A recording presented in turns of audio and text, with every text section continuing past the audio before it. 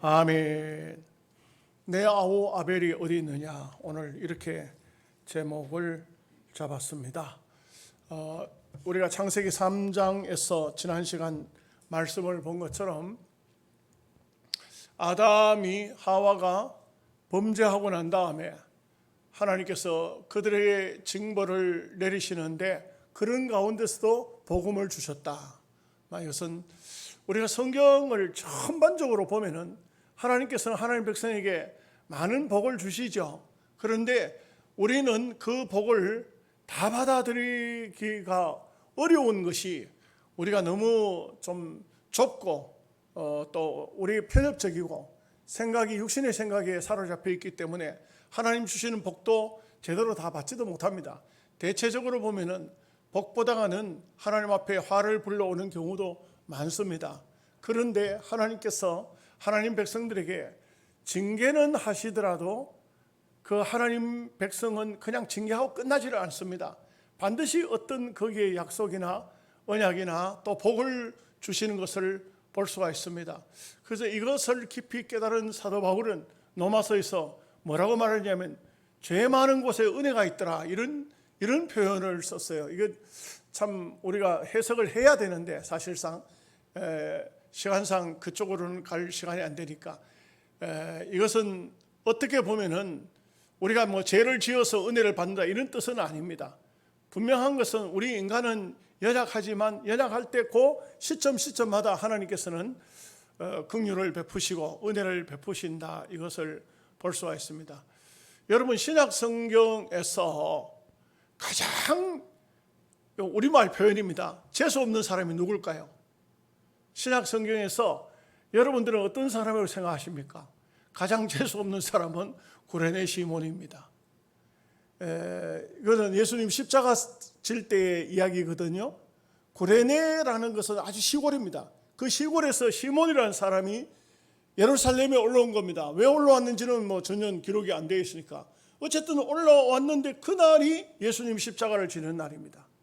그러니 모든 사람이 이 좁은 작은 도시에서 예루살렘은 그렇게 큰 도시가 아니에요. 작은 도시인데 그 도시에서 예수님 십자가를 지니까 사람들이 전부 다 글로 몰려간 겁니다. 그러니까 이 시몬이라는 사람도 예수님 십자가 지는 그걸 구경하러 당연히 갔죠. 하나의 구경거리가 되는 겁니다. 그런데 갔는데 하필이면 이 로마 병정이 그 수많은 사람 중에서 이 시몬을 딱 붙들어 가지고 와서 십자가 대신 지게 하는 겁니다. 십자가가 어떤 것이냐? 그 당시로 십자가라는 것은 정말 십자가에 죽는 사람은요, 최악의 죽음입니다. 이 십자가는 그냥 사람 형틀이 아니에요. 최악입니다.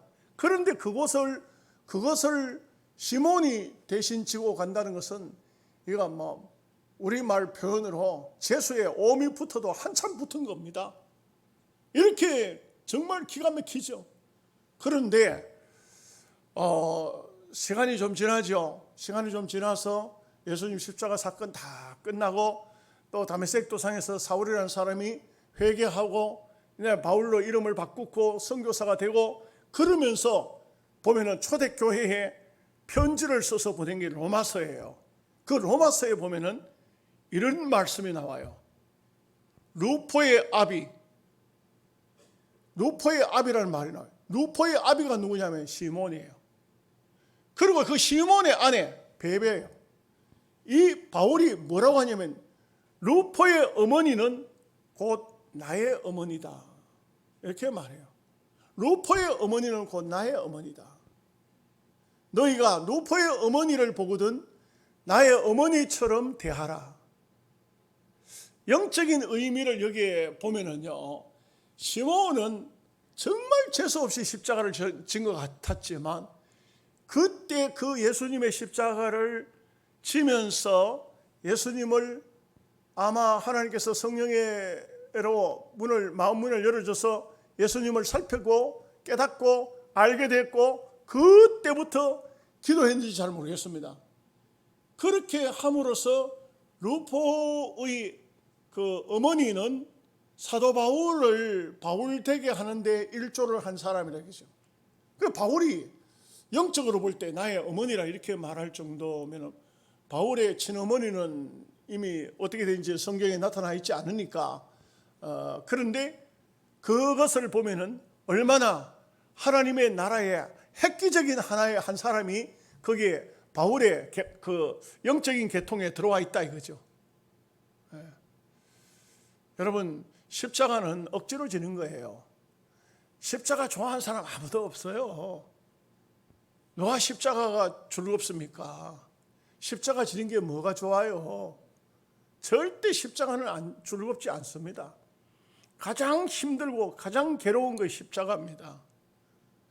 제가 기도하는데 우리 박 집사님이 우리 임직 받으실 분 또 이제 장로님이 전체적으로 또 책임을 지고 하니까 또 장로님도 제가 장로님하고 통화를 여러 번 했어요. 하는데 제가 가장 많이 했던 말이 뭐냐면 장로님 어쨌든 임직자들 시험 안 들게 하시고 그리고 은혜롭게 임직할 수 있도록 장로님 좀 잘 역할을 해주세요. 내가 꼭 그 말을 여러 번 부탁을 했어요. 어쨌든 간에 교회 안에서는 큰 행사가 있고 은혜스러운 역사가 있으면 사탄은 반드시 역사합니다. 그렇기 때문에 많이 기도해야 되고 여러분 또 임직자 여러분들도 이게 보통으로 힘드는 게 아닙니다. 하나의 다 십자가예요. 다 쉽지 않습니다. 하나님이 일을 하는 것은 기초부터 시작해서 끝나는 순간까지 끝나는 게 아니에요. 천당 들어가야 이제 그때서야 이제 모든 게 이제 내가 할 일 다 했구나 하죠. 근데 우리가 분명한 것은 십자가는 절대 어려운 것이 힘들지 않은 것이 아닙니다. 그러나 분명한 사실은 거기는 무한한 영광이 있습니다. 찬송가에도 십자가 무한 영광일세. 우리가 이게 세상 어떤 직분 받는 거 아닙니다. 세상에 어떤 감투 쓰는 거 아닙니다. 세상 사람들 감투 쓸 때 보면 막 온갖 꽃으로 장식을 하고 많은 사람에게 축하를 받고 이래야죠. 그래서 사실 저는 임식 순서를 다 짜서 우리 부목사한테 넘겼습니다. 딱 축사는 원로 목사님 한 분만 딱 넣었어요. 앞으로 뭐 외부에서 또 다른 분들이 오면은 축사를 뭐 넣을 수도 있겠습니다만 딱 한 분 했어요. 그리고 축사에 대한 답사를 하도록 했어요. 우리 교회 서북교회 세울 때부터 계셨던 그 원로 장로님을 넣어야 되겠다 해가지고 제가 그래가 순서를 넣었어요. 답사하면서 또 우리 해고사가 되기도 하고. 그런데 분명한 사실은 하나님의 일은 그렇게 쉽게 되어지지도 않고 또 쉽지도 않습니다. 여러분들에게 다 부담이 있어요. 저도 굉장한 부담이 있습니다. 그러나 하나님께서는 어느 시대든 간에 사람을 불러내서 사명자로 만들라고 말씀하고 있어요. 교회는요, 교인 그냥 예수 믿고 천당 가도록 하는 거예요. 목사의 삶이 아니에요. 어쨌든 여러분을 사명자로 만드는 것이 목사의 그 목적이죠. 설교하는 목표예요. 사명이라고요. 그래서 우리 이 시대가 요구하는 사명자라고 주제를 삼아 놓은 이유는 이 제 머릿속에 제 기도 속에 작년부터 아마 가지고 있던 것이에요. 그런데 그 기도했던 대로 딱 맞게 그렇게 이루어져요. 지금 이루어지고 있고 하나하나 차근차근 지금 하나님의 수레바퀴 속에 진행되어 나가고 있는 과정입니다. 여러분들이 좀 마음속으로 부담이 되고 힘들고 이럴지라도 잘 이겨내야 돼요. 이겨내고 모든 것은 은혜롭게 어쨌든 간에 하나님의 나라 건설을 위해서 귀하게 그렇게 쓰임을 받아야 돼요. 이제는 그냥 집사가 아니에요. 이제는 장로가 되고, 이제는 그냥 집사가 아니에요. 장립 집사가 되고, 이제는 그냥 교인이 아니에요. 권사가 되고, 이것은 다 우리가 한 사람 한 사람 모두가 다 하나님의 사람으로, 하나님의 계열로 확실하게 선이 이제 굵어진 거예요. 전에는 희미한 선이었다면 거기에 몇 번 더 선을 줄을 그어가지고 이제는 선이 확실해진 거예요. 집사, 장로, 권사 확실한 선이 그어진 거라고요. 그것이 바로 우리가 어떤 길이냐, 성경적으로 보면 이게 바로 아벨의 길이에요. 하나님의 백성의 길은 희미한 게 아니에요. 선명한 길을 가는 거예요. 가인의 길과 아벨의 길은 확연하게 달라요. 아벨은 말이 없어요. 물론 죽었으니까 말이 없겠지만 그러나 이 사실 이때 당시를 보면 가인의 후손도 많았고 아벨의 후손도 많습니다. 그런데 아벨에 대한 이야기는 별로 없어요. 수요일날 저녁에도 설교 제목 보십시오. 가인의 자손이죠. 가인에 대한 얘기는 많습니다. 문화도 많이 개척하고 또 건설도 많이 하고 굉장한 것 같습니다. 그러나 그것은 아무 소용없습니다. 하나님이 기억하시는 것은 예수님께서 오셨을 때 무슨 말씀을 하셨냐? 의인 아벨의 피부터 의인 바가라의 피까지 제단사에서 흘린 주의 종들의 피를 기억하고 있어요. 의인이라고 했어요. 의인. 이게 계통이 다른 거예요. 우리는 이름 없이 빛 없이 아무것도 아닌 것처럼 이 계통에 들어와 있지만 분명한 것은 하나님이 섭리가 계셔서 나를 선택하시고 나를 부르시고 나를 이끌고 계시는구나. 여기는요, 여러분이 생명 다 해야 돼요. 일은 일에 생명 다 해야 돼요. 조금 더 마음속에 부담이나 어떤 게 아니에요. 아니야, 내 목숨이라도 바칠 수 있어야 돼. 이런 마음이 들 때까지 기도해야 돼요. 이런 마음이 올 때까지 여러분들이 신앙에 있어서 여러분의 신앙을 회복시키고 아니 또 새로운 것을 찾아내고 이렇게 하는 마음이 돼야 되는 것입니다. 그래서 우리가 이 성경을 통해서 보면 이제 우리가 창세기 4장부터 이제 보는데요, 확실해요. 가인의 길과 아벨의 길, 이게 어디까지 흐르는지 아십니까? 요한계시록까지 가요. 창세기부터 분명히 가인의 길이 있어요. 가인의 길, 그 길은 굉장해요. 가인의 길, 이스마엘의 길, 에서의 길, 그 길은 굉장해요. 굉장히 커요. 스케일이 커요. 그러나 하나님의 백성의 길은 어떻게 보면 고난과 핍박과 막 종으로 팔려가고 힘들고 어렵고 뭐 감옥에 들어가고 죽고 이러면서도 그 아벨의 길은 주님이 하나님이 인정하는 길이라고.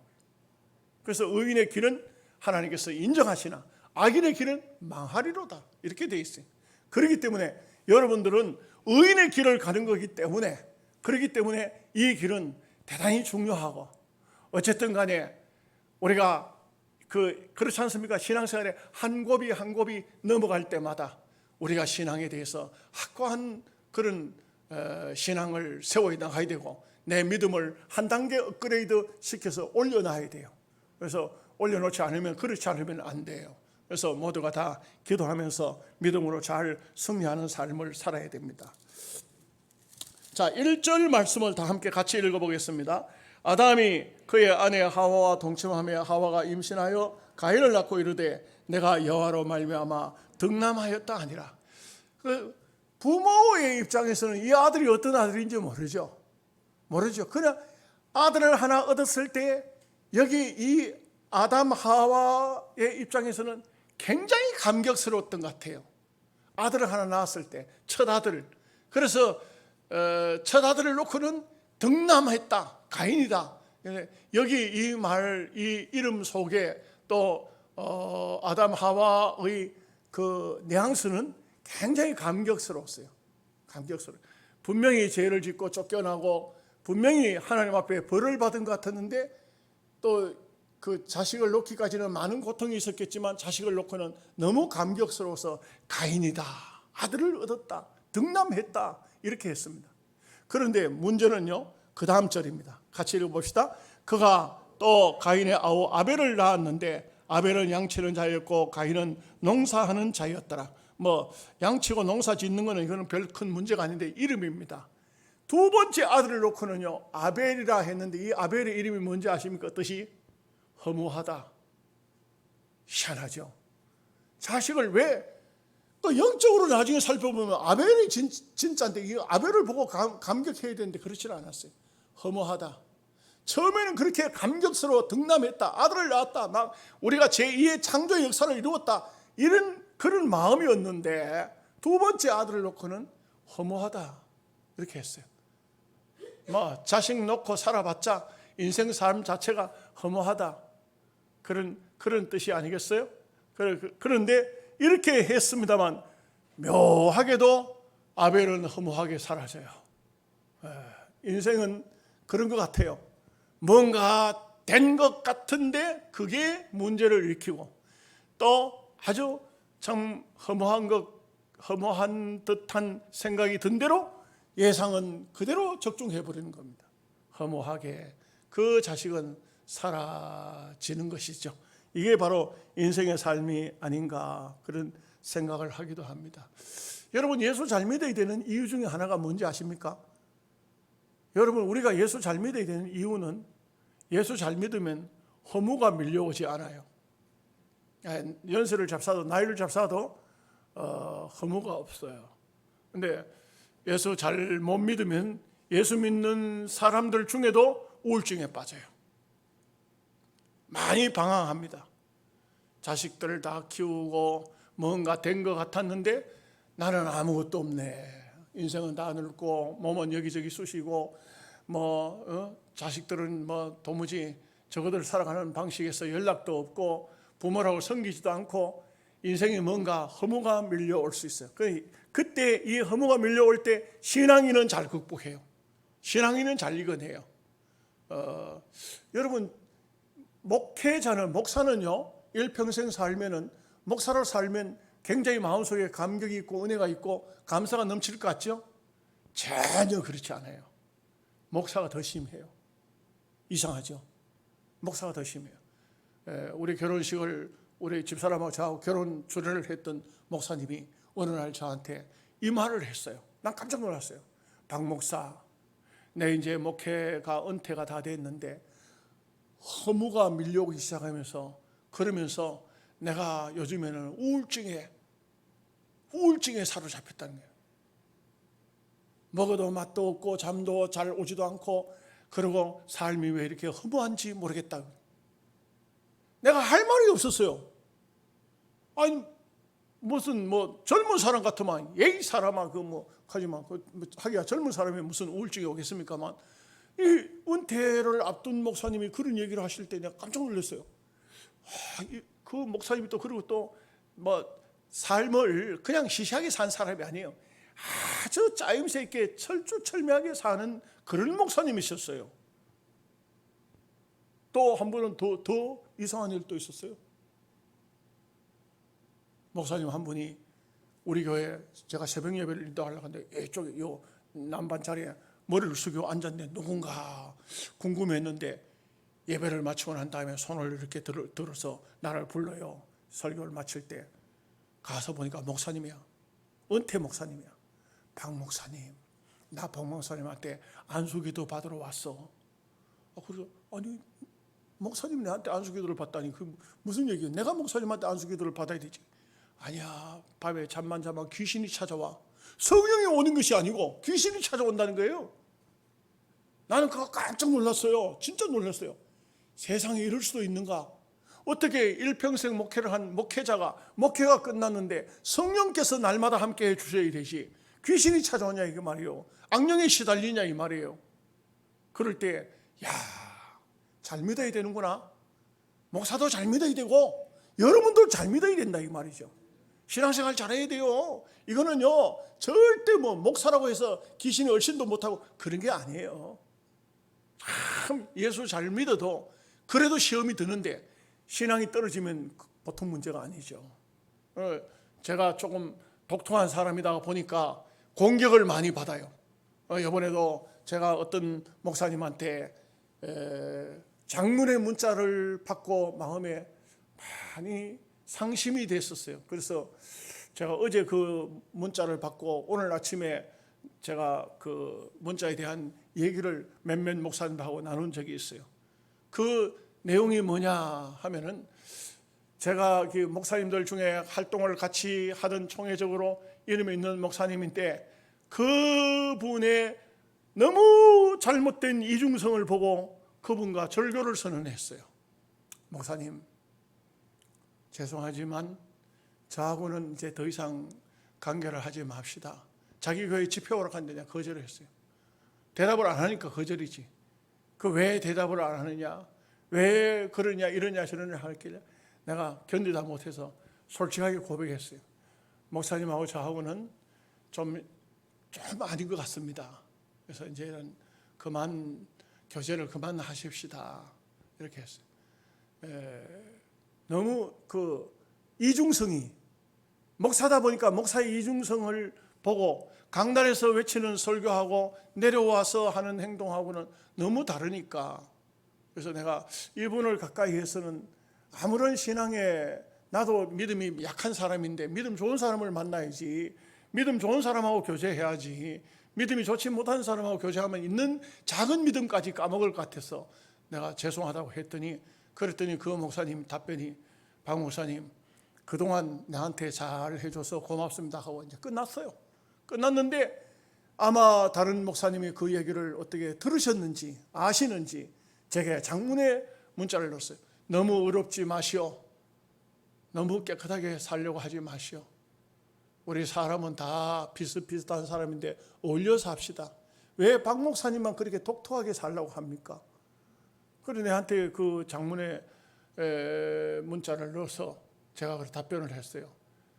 죄송하지만 나는 내가 지난날 살아온 게 너무 좋지 못한 삶을 많이 살았기 때문에 이제 나이도 먹고 은퇴도 되어가는 이 시점에서 바로 살려고 해도 바로 살아지지도 잘 못하는 행편인데, 그런데 그냥 바로 살려고 하는 마음조차도 없을 것 같으면 그거 어떻게 되겠냐.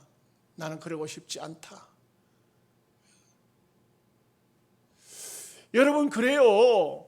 우리가 정말 예수 잘 믿어야 되는 게 뭐냐 하면은, 언제든지 여러분 서는 장소는 가인의 길과 아벨의 길이 있으면 나는 비록 부족하지만 아벨의 길에 서십시오.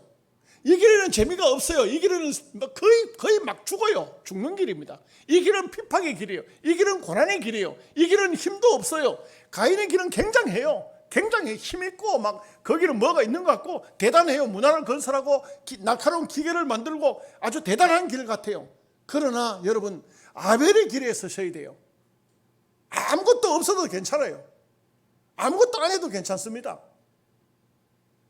어떤 분은 저보고 박 목사님 아직도 정치합니까? 아닙니다. 난 정치 안 합니다. 총회 출입은 하지만 나는 아무것도 안 합니다. 안 합니다. 그 길은 내하고는 상관이 없는 길 같습니다. 어떤 분은 모르니까 오랜만에 전화 문자가 와가지고 박 목사님 아직도 총회 정치합니까? 난 정치 안 합니다. 총회 임원이고 무슨 내가 뭘 특별한 것을 하려고 나는 애쓰지 않습니다. 정치인들을 나와서 만나자고 해도 난 만나러 안 갑니다. 우리 집에 찾아온 사람은 만나요. 찾아오는 사람은 어떻게 거절할 수 없으니까 만나지만 나는 누구 만나러 오라고 하면 안 갑니다. 말은 좋은 말 하죠. 내가 임원 출마했는데 좀 도와주십시오. 예, 도와드려야 되죠. 말은 잘하죠. 그러나 그 사람들의 길에 서지는 않습니다. 왜냐하면은 이제는 살 날이 그 날을 준비해가지고 천당에 들어갈 준비를 해야 되는 거 아니겠습니까? 여러분 여기 아멘 하십니까? 우리는요, 어떤 경우라도 깨달으면 깨닫는 대로 아벨의 길에 서야 됩니다. 절대적으로 가인의 길에 서지 않도록 해야 돼요. 힘 있는 쪽에, 능력 있는 쪽에, 뭔가 세상적으로 되는 쪽에 그거 서지 마십시오.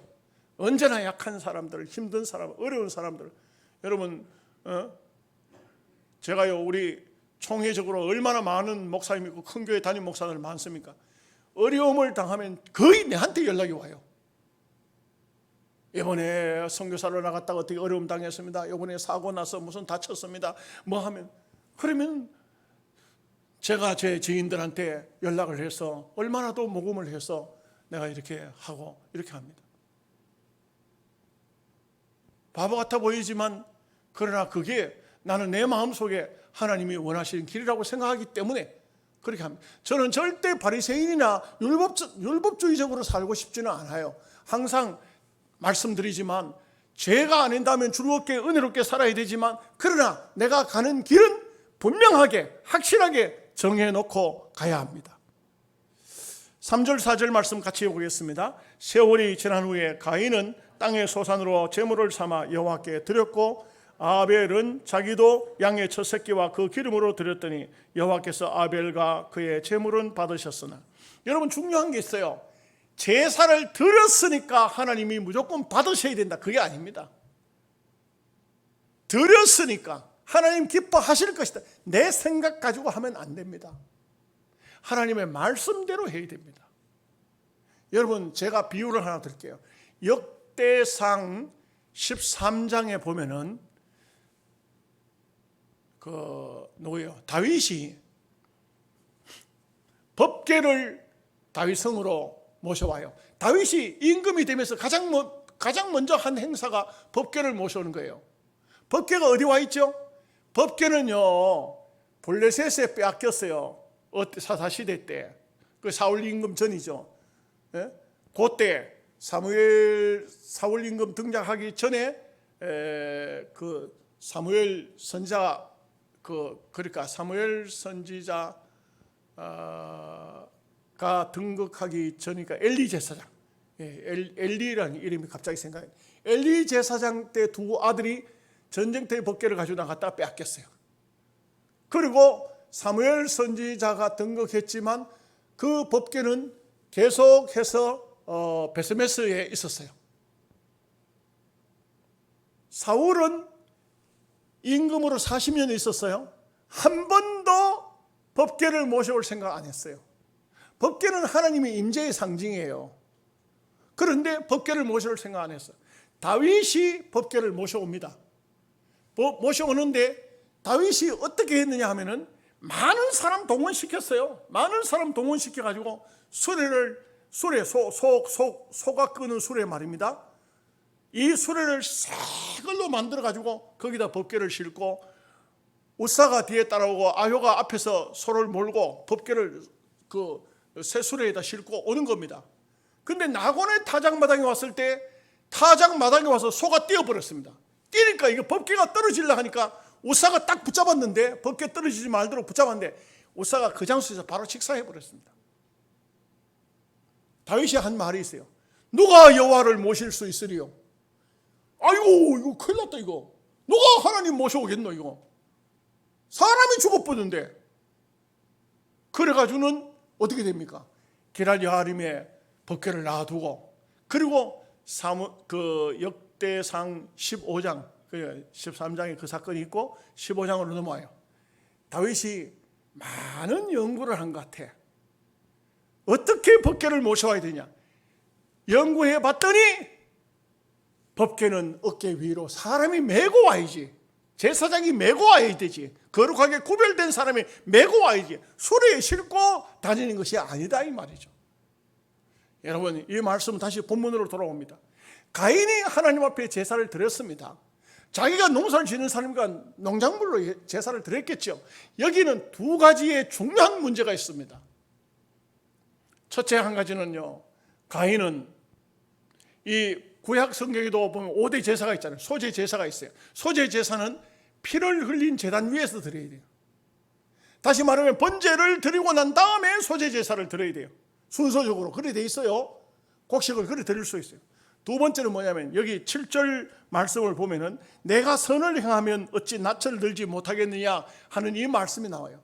가인은 하나님 앞에 제사 문제를 따지기 전에 그 삶이 엉망으로 살고 낯을 들지 못할 정도로 선한 삶을 못 살았어요. 선한 삶을 못 산 사람이 하나님 앞에 와서 제사만 드린다고 되느냐? 그럼 제사를 드리려고 하면 어떤 제사를 드리냐? 속죄제 제사를 드려야 돼요.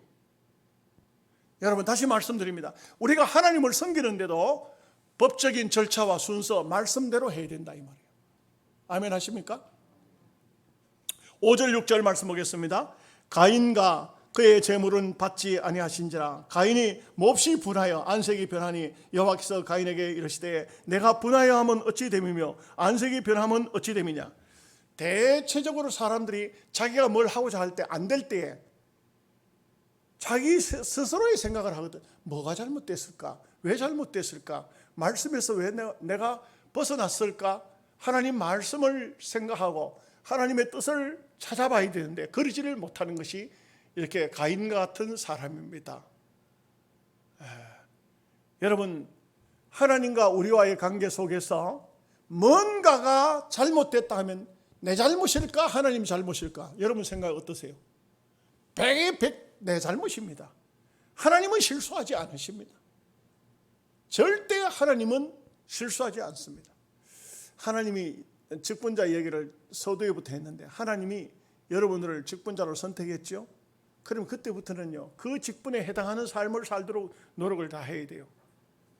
우리 노회 어떤 분이, 어떤 장로님이 시골 교회 장로님인데, 이분이 걸핏하면은 나한테 와서 자기 교회 목사를 고소하는 겁니다. 우리 목사님 뭐가 잘못됐고.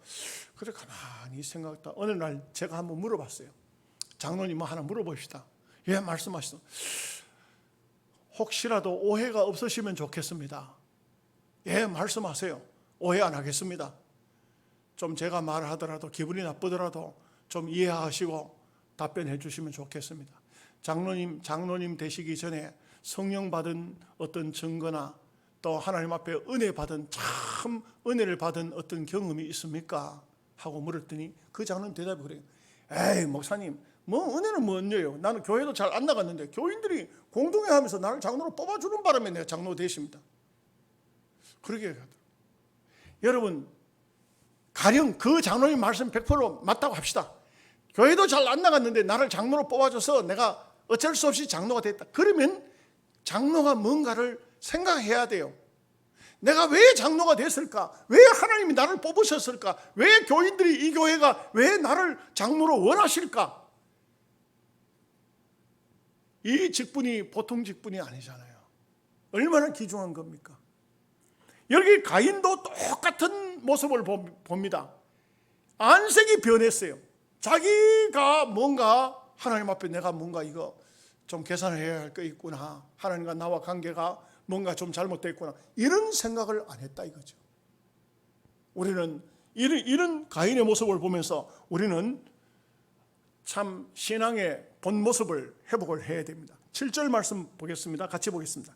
내가 선을 행하면 어찌 낯을 들지 못하겠느냐? 선을 행하지 아니하면 죄가 문에 엎드려 있느니라. 죄가 너를 원하나 너는 죄를 다스릴지니라. 죄는 우리를 원해요. 죄가 자꾸 우리를 땡겨냅니다. 여러분 가만히 보십시오. 의인은 우리를 잘 안 땡겨가.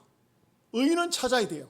의인은 신약 성경을 보면 의를 찾아 헐떡이는 사람이에요. 원문도 조금 의를 찾아 헤매는 사람, 의를 찾아 헐떡이는 사람, 이런 사람이 복이 있다 그랬죠. 그런데 죄는요, 우리를 끌어. 죄가 우리를 자꾸 끌어간다니까. 죄가 문 앞에 있어요. 언제든지 멀리 있지 않아요. 우리 가장 가까이에서 죄가 우리를 자꾸 끌어요. 왜? 그것은 누구도 부인할 수 없어요. 누구도 절대 부인하지 않습니다. 못합니다. 그런데 여기에 보면은 하나님께서는 너는 죄를 다스릴지니라. 죄를 다스리라. 죄에게 지지 마라. 죄가 원하는 방향으로 끌려가지 말라 이거죠. 8절 말씀 봅니다.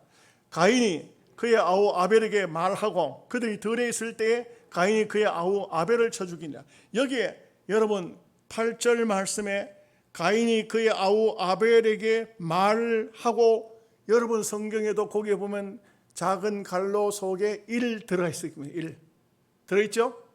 아멘 하십니까? 성경 보는 방법입니다. 제일 밑에 보면 1이라는 거기에 대한 주가 나와요. 고대 역본들에 의하면 우리가 들로 나가자가 있음.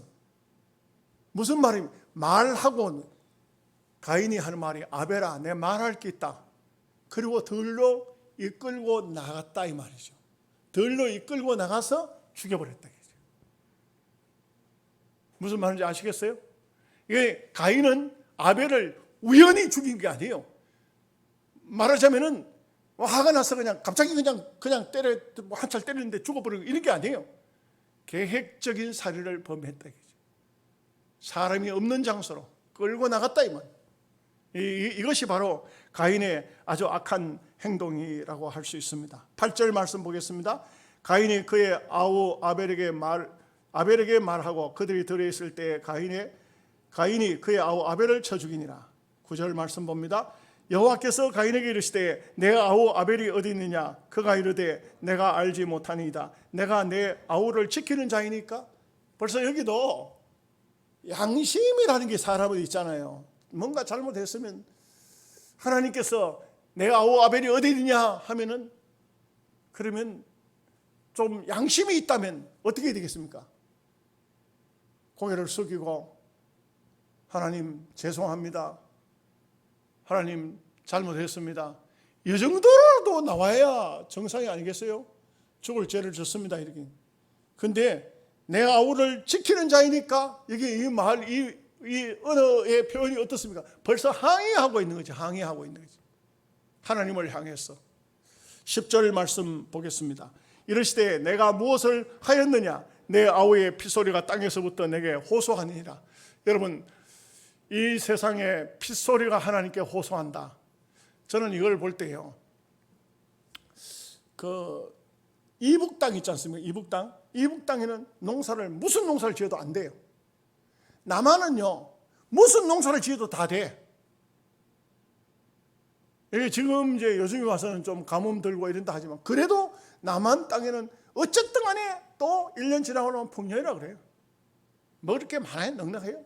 먹을 게 얼마나 많은지 몰라. 여러분 집에는 어떻습니까? 먹을 게 없는 분 계십니까? 항상 우리는 농사를 안 지어도 먹을 게 왜 그렇게 많은지 몰라. 집사람이 신방만 갔다 오면 뭘 들고 와. 내가 하도 뭘 들고 온다고 야단하니까 옛날에 여기 살 때는요, 바깥에다 갖다 집어넣어. 집 안에 못 들고 들어오고. 나중에 보니까 그거 갖다 넣는 게 다 못 먹어가지고, 와, 제가 바깥에 있는 그 통을 하나 연다고 열어보니 깜짝 놀랐어. 별게 다 들었어. 호박, 감자, 봉지마다 말이지. 별게 다 들었어. 가면 시골에 할머니들이 자꾸 주는가 봐. 받아오지 말라고. 그 집사람이 하는. 주는 걸 안 받아오면 어떻게 하냐고. 참, 그러니까 집에 갖다 놓으면 내가 야단하니까 가져오지 갖다 놔도 다 못 먹어요. 못 먹어요. 전에 보면 보면 거사님들 보면 팥죽을 끓여도 팥죽을 조금만 주면 되는데 큰 양포에다 하나 주니까 이거 아침에도 팥죽, 점심에도 팥죽, 저녁에도 팥죽. 그래도 남다고요. 이틀 3일 먹어도 이거 감당이 안 되는 거예요. 또 저나 집사람이나 그렇게 먹는 것을 그렇게 좋아하지를 않아요. 여하간 얼마나 풍족한지. 제가 하는 말은 다른 말이 아니고 얼마나 넉넉한지, 얼마나 풍족한지. 그런데 이북 땅에는 먹을 게 없어요. 먹을 게 없어. 그런 얘기도 있었어요. 굶어서 죽었는데 묻어놓은 시신을 갖다가 밤에 꺼내가지고 그 살을 잘라 먹었다는 그런 얘기도 들리더라고. 얼마나 기가 막힌 겁니까? 왜? 핏소리가 땅에서부터 호소했다. 하나님께서 그 핏소리 때문에 땅을 이 뒤에 읽어보면 저주를 해버려요. 가인을 저주하는 것이 아니고 땅이 저주를 받아요. 자, 11절 12절 말씀 보십시다. 땅이 그 입을 벌려 내 손에서부터 내 아우의 피를 받았은즉 내가 땅에서 저주를 받으리니 내가 밭을 갈아도 땅이 다시는 그 효력을 내게 주지 아니할 것이요 너는 땅에서 피하여 유래한 자가 되리라. 땅이 저주를 받도록 그렇게 살아서는 참 안 되죠. 저는 이렇게 가만히 보니까 베트남도 우리가 선교사도 우리 동기도 베트남에 가 선교사가 있는데 사실 그 베트남에는 얼마나 많은 사람이 피를 흘렸어요. 너무 많은 사람이 피를 흘렸죠. 특히 의인들이 피를 많이 흘렸어요. 이북도 마찬가지요. 기독교인들이 얼마나 많은 피를 흘렸는지 몰라요. 저주받습니다. 땅이 저주받습니다. 잘 살기가 참 쉽지 않습니다. 그래서 땅이 저주를 받는다. 13절 14절 봅니다. 가인이 여호와께 아뢰되 내 재벌이 지기가 너무 무거우니이다. 주께서 오늘 이 지면에서 나를 쫓아내시온즉 내가 주의 낯을 배웁지 못하리니 내가 땅에서 피하며 유리하는 자가 될지라. 물론 나를 만나는 자마다 나를 죽이겠나이다. 여러분 여기 이 말씀 가만히 읽어보면 굉장히 사람이 많았다는 걸 알 수 있죠. 아담도 930세까지 살았잖아요. 그죠? 1년에 한 번씩 아기를 낳는다. 이거 참 말이 좀 그렇습니다만 100년만 애를 낳아놓으면 얼마나 많겠습니까? 아니 이해가 안 되십니까? 여러분들은 그렇게 오늘날 930년 살았습니다. 근데 요즘처럼 이렇게 우리와 같은 육체가 아니었던 것 같아요. 하나님께서 처음에 지은 육체가. 그러니 자식을 얼마나 많이 낳았고 아담의 자식들이 또 자식을 놓고 아마 이 가인 아벨은 대표자일 뿐이고 그리고 많은 사람이 벌써 아마 그 번성을 했어요. 무슨 말인지 아시겠어요? 그러니까 아마 잘은 모르. 아담은 하나님께 창조를 받아가지고 몇 살부터 아기를 낳았을까요? 몇 살부터 아기 낳았어요? 1살부터 낳았지. 이게 지금 이 얘기가 되는 얘기예요? 지금 안 되는 얘기예요? 아담은 어린 아기로 지음을 받은 게 아니잖아요. 그죠? 성년으로 지음을 받았잖아. 그러면 에덴 동산에서부터 벌써 아마 여기 가인 아벨은 대표적이고, 그리고 아마 이게 가인이 이만큼 성장할 때 같으면 아직도 아담은 아주 젊고 청청하다고요. 날마다 아니고 해마다 자식을 놓는 거예요. 해마다 자식을 놓는 게 얼마나 인종이 많았나 하는 것을 알 수가 있어요. 그러니까 벌써 아마 가인의 시대에 도시를 형성하고, 이제 가인의 후손 자손에 대한 얘기가 나오는 걸 보면요, 도시를 형성하고 문화가 건설되고 성을 쌓고 벌써 그런 시대예요. 우리 성경 잘 모르는 사람은 하나님 가인과 아벨 두 사람을 낳았는데 가인이 다니면서 아마 사람에게 죽을까 두려워가지고 이런 말을 했냐, 성경이 전부 다 엉터리다, 이렇게 말하는 사람도 있어요. 그는 아주 모르는, 성경에 대해서 무식한 사람이에요. 모르는 사람이에요. 15절 말씀 보겠습니다. 여호와께서 그에게 이르시되 그렇지 아니하다. 가인을 죽이는 자는 벌을 7배나 받으리라 하시고 가인에게 표를 주사 그를 만나는 모든 사람에게 죽임을 면하게 하시니라. 참 특이하죠. 이렇게 아벨을 쳐서 죽인 가인을 하나님께서 보호하십니다. 여러분, 이런 면을 보면은요, 악인들 죽으라고 기도하면 안 됩니다. 여러분, 김정은이 죽으라고 기도하지 마십시오. 그 사람도 하나님이 지금 쓰고 계시는 겁니다. 왜? 이 모든 세계 정세 속에 김정의도 하나님의 역사 속에 쓰임 받고 있는 거예요. 왜? 악의 축으로. 이 세상에 악인들이 다 사라지는 날 없습니다. 세상 끝날까지 악인들은 그냥 있습니다. 선인도 있고 악인도 있고. 우리는 그 악한 사람들 속에, 우리는 앞서 말씀드린 것지만 아벨의 길을 가는 거고, 그 사람들은 가인의 길을 가는 거, 그냥 가는 거예요. 같이 세상 끝날까지 밤과 낮이 계속 같이 교차하는 것처럼 악인과 선인이 같이 가는 것입니다. 그래서 우리는 단지 우리는 가인의 길이 아닌 아벨의 길을 가야 된다, 이 말씀 기억하시기 바랍니다. 기도하겠습니다.